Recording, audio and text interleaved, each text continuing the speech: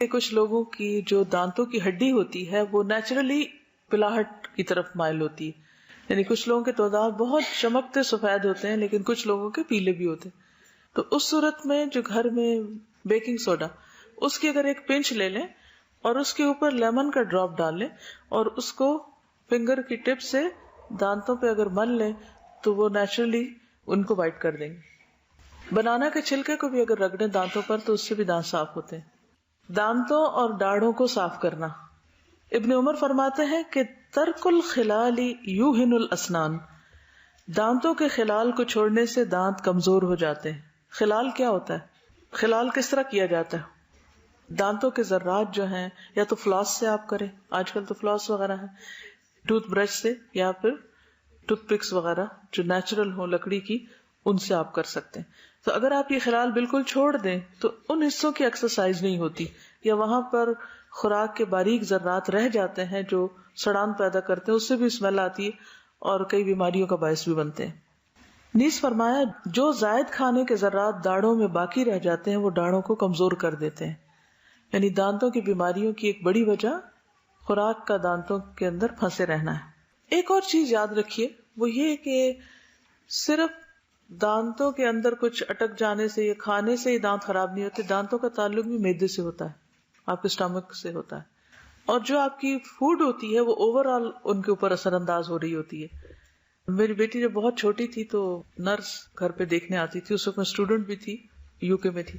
تو اس نے مجھے کہا کہ آپ دودھ میں شکر نہیں ڈالیں گے اس کے. تو میں نے کہا کیوں؟ کہنے لگے اس کے دانت خراب ہو جائیں گے. میں نے کہا دانت تو آئے نہیں ابھی.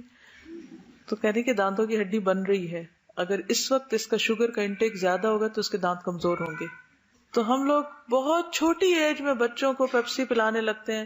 بعض مائیں تو بوٹل میں بھر کے پیپسی پکڑا دیتی ہیں بچوں کو پینے کے لیے، یا پھر سویٹس. یعنی کہ بچوں کو انٹرٹین کرنے کا واحد طریقہ جو ہمیں آتا ہے وہ کیا ہے؟ کینڈی. کیونکہ وہ خوش ہوتے ہیں اور ہم ان کو خوش کر کے دل جیتنا چاہتے ہیں ان کا اور انہی کے ساتھ ظلم کر رہے ہوتے ہیں. تو اس سے بھی بچنا چاہیے. اس کے آلٹرنیٹ دیجیے، کھجور دے سکتے ہیں، بنانا دے سکتے ہیں، کچھ اور دے سکتے ہیں. منہ کی صفائی کے لیے مسواک بہترین ذریعہ ہے. مسواک نہ صرف منہ کے تمام حصوں یعنی دانت، زبان، حلق، گلا، سانس کی نالی اور خوراک کی نالی کے ابتدائی حصوں کے امراض کے لیے بے حد مفید علاج ہے، بلکہ ثواب کا ذریعہ بھی ہے. رسول اللہ صلی اللہ علیہ وسلم کا ارشاد ہے، مسواک منہ کی پاکیزگی اور رب کی رضامندی کا ذریعہ ہے. یعنی جو شخص اپنے رب کو راضی کرنا چاہے وہ اس نیت سے مسواک کرے. آپ چاہتے ہیں کہ اللہ راضی ہو آپ سے؟ ہم و غم ہے یہ، تو اس کے لیے کچھ ایکشنز ضروری ہیں. انہی ایکشنز میں ایک یہ ہے مسواک. اکثر لوگوں کو مسواک کرنا بڑا ہی مشکل کام لگتا ہے کیونکہ بچپن سے کیا نہیں نا، طریقہ ہی نہیں سیکھا. میں سمجھتی ہوں کہ جب بچوں کے دانت آ رہے ہوں، بہت چھوٹے بچے، تو وہ کیا کرتے ہیں؟ ہر چیز چیو کرتے ہیں. اگر آپ ان کو نرم مسواک پکڑا دیں، کیونکہ میری ایک بیٹی نے ایکسپیرینس کیا ہے، بہت چھوٹے بچوں کو نرم مسواک پکڑائیں، ان کو اتنی عادت ہے مسواک کرنے کی اور اتنی خوشی سے وہ اس کو چیو کر رہے تھے کیونکہ اس کے اندر سے جو کیمیکل نکلتا بھی ہے، جو اس کا لیکوڈ ہوتا ہے وہ ہارمفل نہیں ہوتا.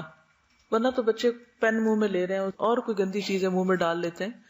لیکن یہاں پر عام طور پر سخت مسواک ملتے ہیں، ان کو نرم کر کے بھی بچوں کو دیا جا سکتا ہے. شروع میں ان کو نہیں استعمال کرنا آتا لیکن پھر کچھ عرصے کے بعد وہ شروع ہو جاتے ہیں، خصوصاً اگر بڑے سامنے کر رہے ہیں. رسول اللہ صلی اللہ علیہ وسلم نے فرمایا، طیبوا افواہکم بالسواک فانہا طرق القرآن. اپنے منہ کو مسواک کے ساتھ صاف کرو کیونکہ یہ قرآن کا راستہ ہے. اللہ کا کلام پڑھتے ہو تم اپنے منہ سے. اب دیکھیے جتنے بھی مخارج ہیں سارے کہاں ہیں؟ منہ کے اندر ہی. یعنی منہ، حلق، گلا سب بیچ میں آ جاتے، زبان، دانت. اتنی خوبصورت بات ہے کہ یہ قرآن کا راستہ ہے. اگر منہ سے اسمیل آ رہی ہو اور آپ قرآن پڑھ رہے ہیں تو وہ اسمیل ساتھ والوں کو بھی جا رہی ہے، تو کیا فرشتوں کو نہیں جا رہی ہوگی؟ تو فرشتے دور نہیں ہٹ جائیں گے؟ تو کتنا ضروری ہے کہ مسواک کیا جائے. اور خصوصاً اگر روزہ رکھا ہوا ہو یا کوئی ایسی بیماری ہو جس کی وجہ سے آپ کو تکلیف ہو بیڈ بریتھ کی، تو اس صورت میں بہت ضروری ہے کہ آپ کثرت سے مسواک کرنے والے ہوں، ورنہ بعض اوقات دوسروں کے لیے اذیت کا باعث بنتا ہے. پھر وہی حدیث یاد رکھیں، مسلم وہ ہے جس کے ہاتھ اور زبان سے دوسروں کو تکلیف نہ پہنچے. تو زبان میں پھر اس کی صفائی نہ کرنا بھی ہے اور اس طرح دوسروں کو اذیت دینا.